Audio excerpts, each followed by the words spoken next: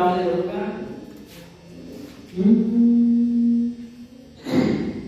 कृष्ण गोपियों की मटकी खोल देते हैं। पहला प्रश्न निवेदित कर रहा हूं। आकर बड़े क्रोध से बोली गोपी, ये बता से आगे क्या कहते हैं?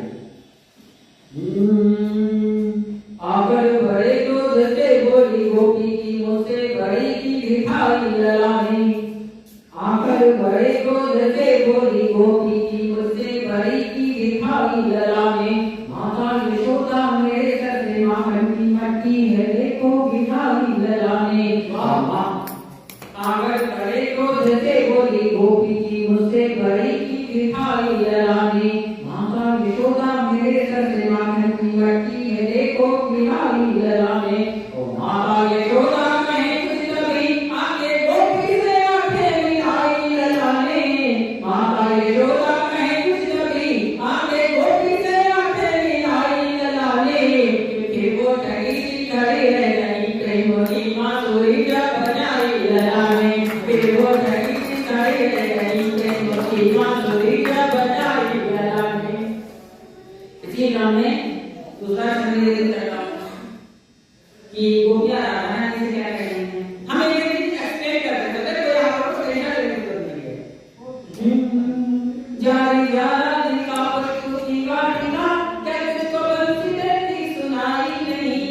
जारी जारा दिखा प्रस्तुति गाठिना क्या तुझको बंसी देती सुनाई नहीं। ऐसे भोली बनी बैठी जैसे कभी शाम से तूने आंखें मिलाई नहीं।